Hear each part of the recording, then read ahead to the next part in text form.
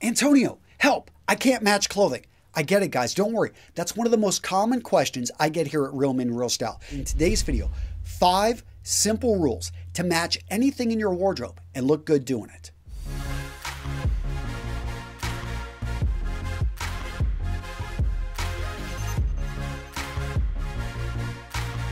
So to start off, I want to let you know this video is divided into 2 parts. First, I'm going to give you the 5 rules. Then I've got a whole bunch of clothing right here. I'm going to go through, I'm going to talk about actually how to piece it together, and I'm going to go into a lot of detail in this video. So make sure to stick around for the second part of this video. Rule number 1, you don't have to match. Yes, you heard me correctly, guys. Actually, I think clothing that complements each other is actually at a higher level than clothing that matches. And then after that, we've got clothing that doesn't matches. And then we've got clothing combinations you put together and don't even think about which happen to match. So let me explain how each of those work. When you're not even thinking about it, to me, that's the lowest level, because maybe you have a great combination, but it was complete luck and you can't repeat it. Next up, we've got clothing combinations which actually don't match, but maybe you tried. Maybe you're experimenting. Maybe you're putting yourself out there. You're going for a look which is a little bit different, but at least you're trying. Then we've got clothing that matches. This is very safe. This is something which a lot of stylish men put together. Then we've got clothing that complements each other. They actually build each other up. So individually, they are at a certain level, but together they form a higher level. Let me show you what I mean. So right here, if I wear this belt with this shoes right here, oxblood, this is a match. That's great. And this is pretty high on the style level. Now here's an example of 2 pieces of clothing that complement each other. These pair of boots right here, great looking boots, very casual. This belt, good looking belt, very casual.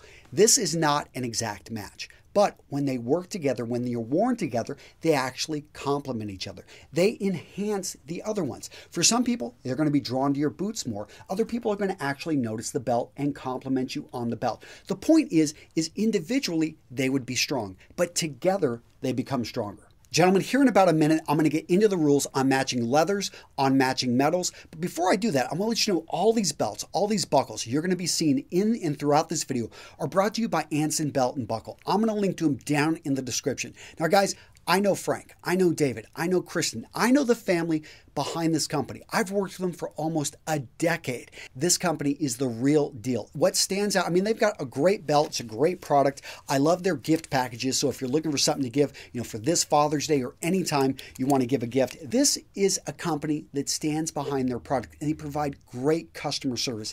And particularly to matching actually clothing, this is why I really love them. The belt system. So you can actually put together any type of buckle, any type of belt. We're talking all different colors. So, and they've got a wide range of colors.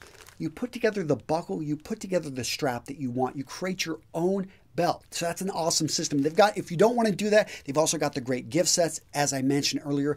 The point is, it's a great company. I'm going to link to them down in the description. They've got almost 5,400 5-star reviews. They are the real deal. I know them personally, and I stand behind their company.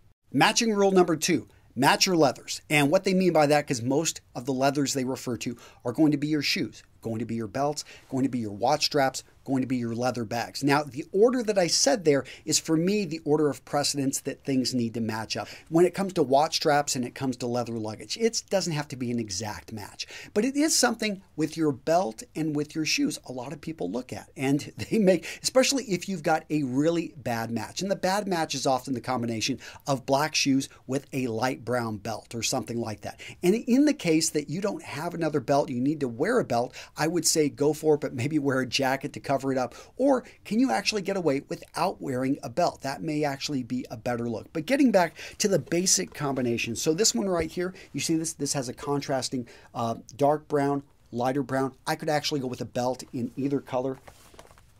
This actually works pretty good right there. This same belt is going to work great for this pair of shoes right here. See how, I mean, this definitely is a good match. It's not, the shoes are going to stand out, and these are going to grab the attention in this combination right here. But this one right here, not an exact match, but it's going to work. I wouldn't say this is a bad match, but it's not an exact match. And I don't know if they really complement each other. This is something you probably wouldn't want to put together. See the black with the dark brown?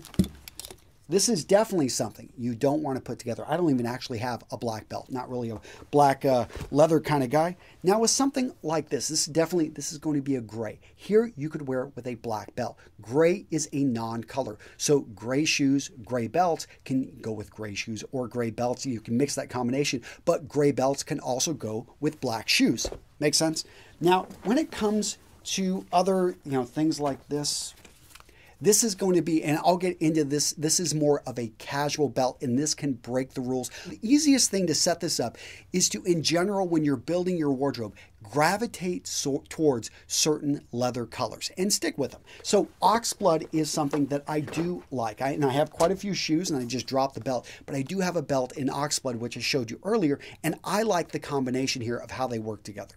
Matching rule number 3, metals should match metals. Now, wedding rings, they fall outside of this realm, and you don't have to match your wedding ring with everything else. And I find, again, getting back to the earlier point, when you're building a wardrobe, the easiest thing to do is to stick with a particular metal color.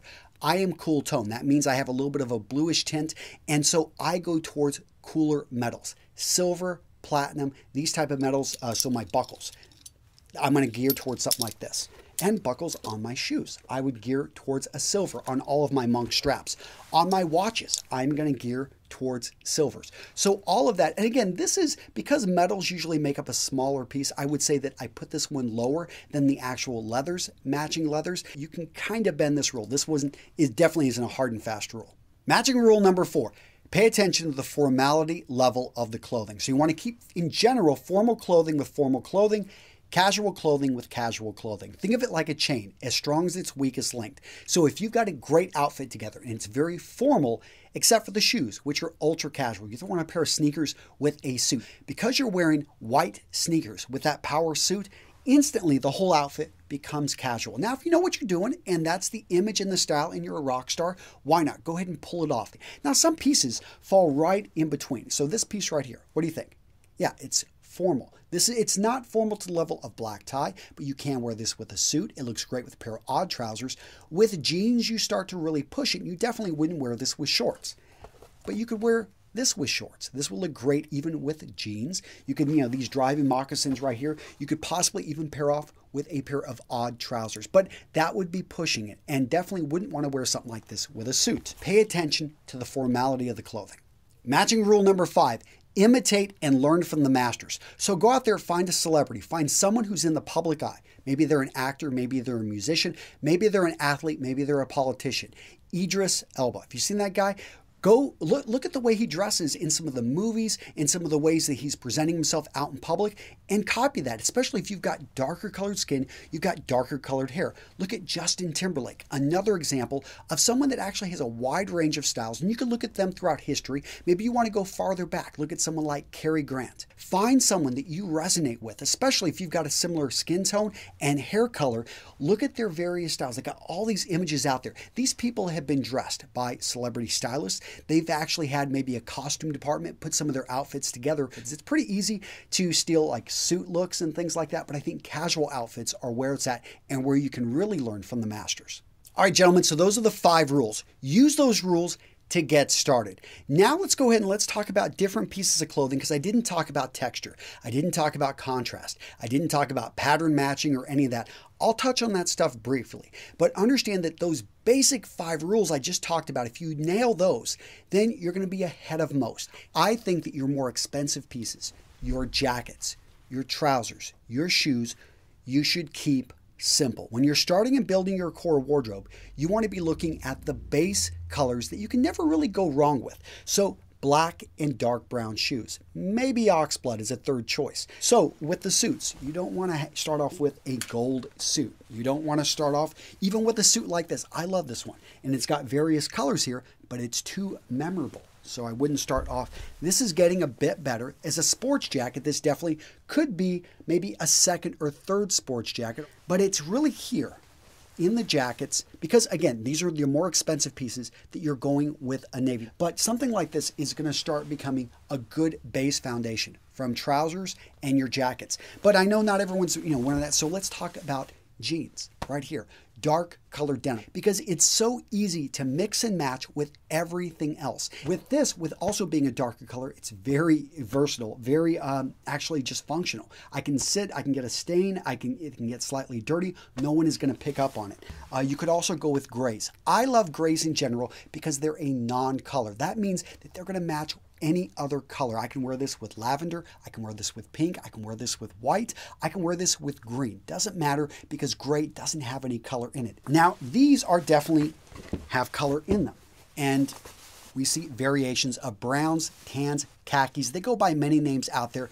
These are also safe as well. And one of the reasons they're safe is most men don't actually have shirts in these colors, and they will complement a wide variety of the shirts out there. And I'll get into complementary colors here in a second, but understand that on the color wheel, complementary colors are colors that sit across from each other.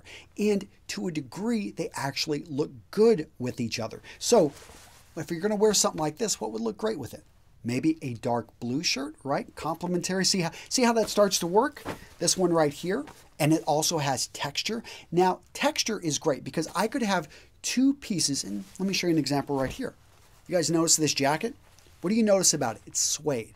It's texture. So I could actually wear this with, I wouldn't recommend it, with maybe a shirt of the same color or a pair of trousers of the same color. But because of the texture here, it's going to stand apart.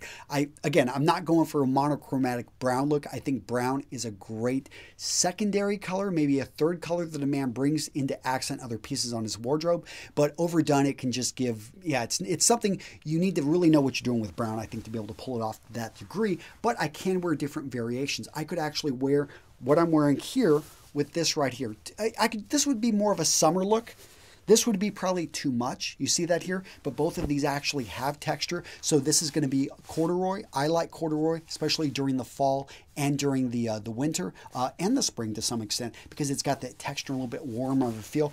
So we've talked about trousers, we've talked about jackets and how they are canvases. The same with your shoes, especially if you're going to be investing in shoes. So look at what you're actually going to wear. Look at what you have historically worn and maybe look to upgrade that. So if you wear a lot of boots, maybe get yourself a pair of nice dress boots. You could go, two different directions here.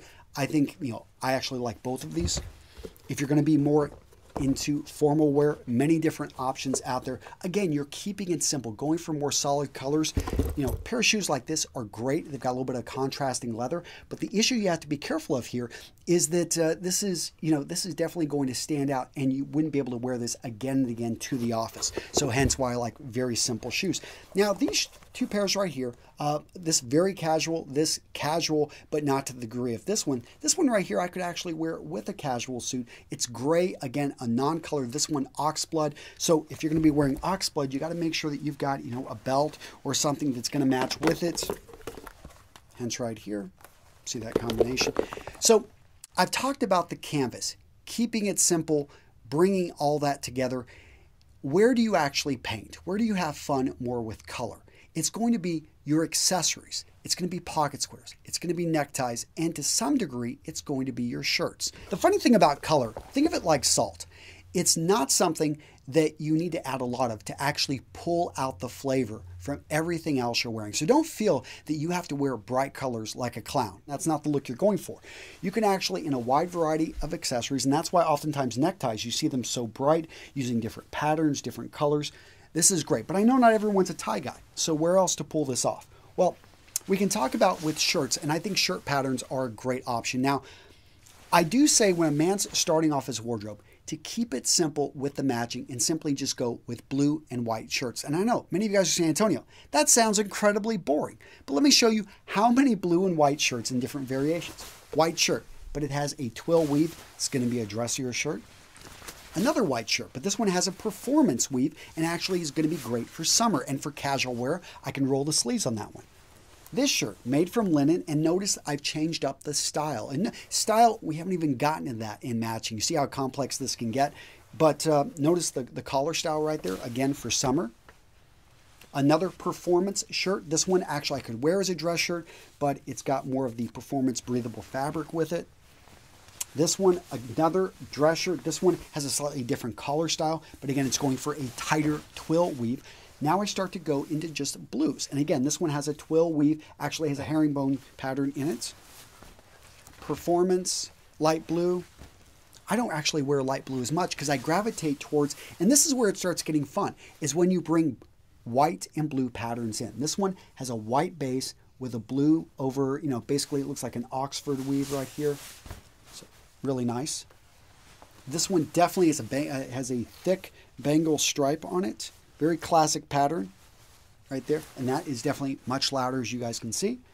Again, we're going with whites and blues. Look at this right here. It's white and it's got these blue squares all over it.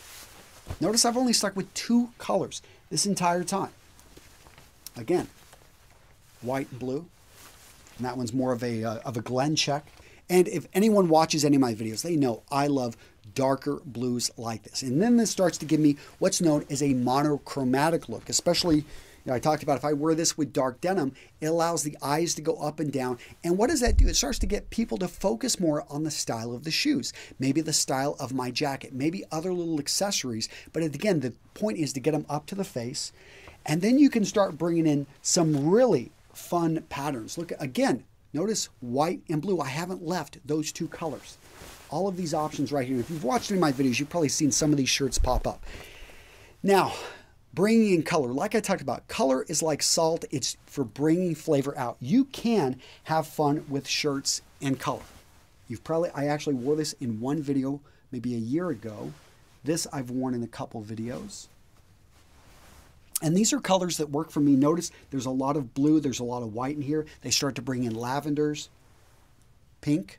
It works actually for a lot of men, especially men with darker colored skin. This right here, it's actually got a gray check, so it's a white with a non-color with gray, and that actually can match a lot of things and brings in pattern. Now, so I've talked about the color wheel, and it is something that you can go out there, you can purchase one, you can start to make sense of it. The issue I have with the color wheel, and with a lot of guys try this is advanced matching, because they don't really have black or gray normally on the color wheel, and they don't talk about the importance of the gray scale. Also, they don't show you the proportions of color. Most things in your wardrobe, guys, they should be blue. They should be of a gray variation or a black or a white. Be careful of too much black, though. I think unless it's a really harsh color to go with. But blues, whites, grays, browns, and there are a wide variety of browns. Those are going to form the base colors of your wardrobe. You can do so much with so little. But oftentimes when people are trying to match things, they make it overly complicated. And they don't practice enough. So that's the last point, and the one thing I will tell you to go out there and do, guys, is to go out there and practice matching pieces. At the first point I talked about is how it's better to have bad matches than to not even think about it. Even if you've got a bad match, you at least thought through it, you tried to put it together, you experimented, and you put yourself out there.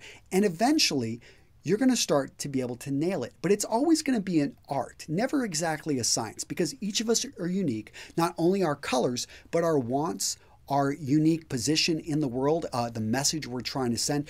But if you start to master matching, and the key is getting started, it's something that you can have a lot of fun with. Guys, don't forget, go check out Anson Belt and Buckle. I love this company. I'm going to link to them down in the description. I know these guys. I've watched them grow up. I think their packages are a great deal, and I love their build their belt. So go check it out. That's it, guys. Take care. I'll see you in the next video.